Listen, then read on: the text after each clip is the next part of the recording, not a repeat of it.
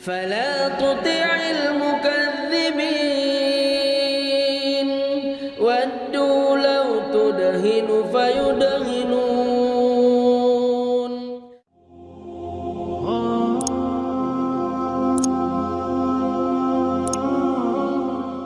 All right. To be honest with you, like I said, before I was a Muslim, I used to think a lot. You understand? And to the degree, like I said, it used to make me get depressed because my mind used to go into overload. I used to start thinking about everything because I've been through a lot. Now, when I started looking into religion, I started looking at society and looking at everything that I see, and I say to myself, everything has a purpose. Everything.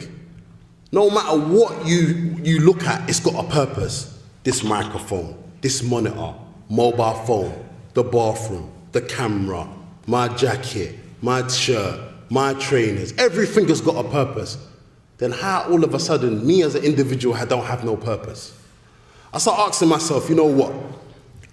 I know no matter what, I'm gonna die.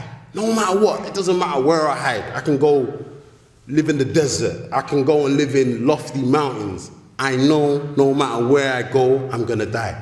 So I start asking myself, wait, am I created for no reason? What's the point of me being on this earth and then just living and then, you know, having a family, buying a house, having some luxuries, bam, I'm gone. Don't make no sense. So I started thinking more. I'm saying to myself, wait, I know I didn't create myself. I'm not coming from that kind of angle. I've never been like, oh, I'm atheist, I don't believe in anything. That's never been my angle. But I just didn't understand who God was or how to worship God. That was my thing. So the more I started thinking about that, I said to myself, you know what? I know I'm gonna die. So what's my purpose in life? My purpose in life is just to be here, maybe have girlfriends, have women, have kids, have jewelry, have, what do you call it? I don't know, luxury things, and then I'm just gonna die. I said, this don't make no sense. It don't make no sense because then God created me for a silly reason. So I started thinking, what's my purpose of life? And that's when you start looking at things like, you know, the prophets. I start reading about the prophets. I start reading about the prophet Moses and whatnot. And I noticed one thing when I started looking into all the prophets. They all call to the same thing. They all call to worshipping one God. You will never find evidence from any prophet or messenger where they call to other than that. And if you look at the religion of Islam, what does it emphasize on? It emphasizes on Tawheed, worshipping one God, directing your worship to one God, not associating partners with God. And one of the things when I looked into Islam, I asked the people who were Muslim, I was saying, wait, but you don't worship Muhammad though? Like, you do everything he does, like, what's all that about? Do you understand? And when they started breaking it down to me, they said, listen, we don't worship Muhammad, we don't pray to Muhammad. Do you understand? But we follow his example. And they started breaking it down and showing me about other prophets and other messengers. And it makes sense to me because look, if God put an angel on the earth, it would be hard for us to follow the angel. Why? Because the angel's superior. It's not like us. So God's sending people amongst us who are like us to follow his example. It's easier for us to follow. It's easier for us to famine. It's easier for us to get down with because it makes sense. If you've got a superhuman being, you look at this human being, you'll be like, I can't, this is too much. Do you understand? This is above my head. But if you look at the examples of the prophets and the messengers, they married like us. Do you understand? They worked like us. They lived like us. And they died like us. Do you understand?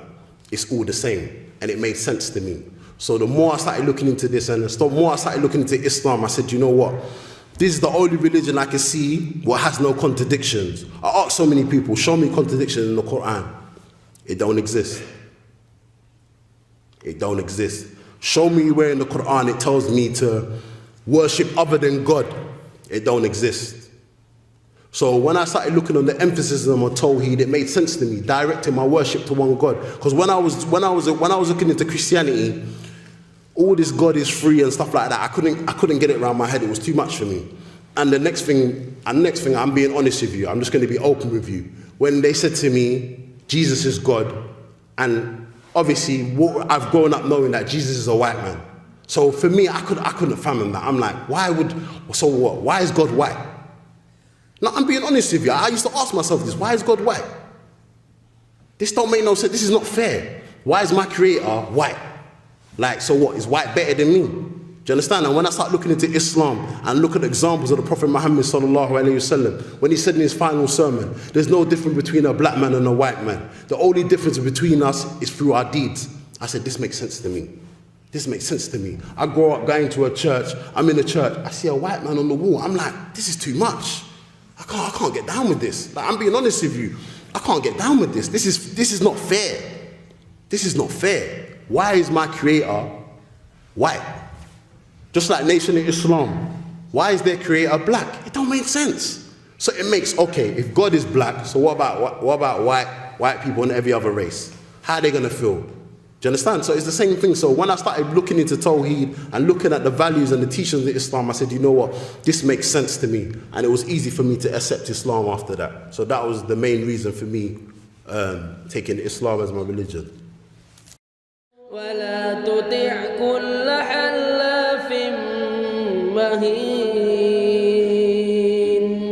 هماز مشاء بنميم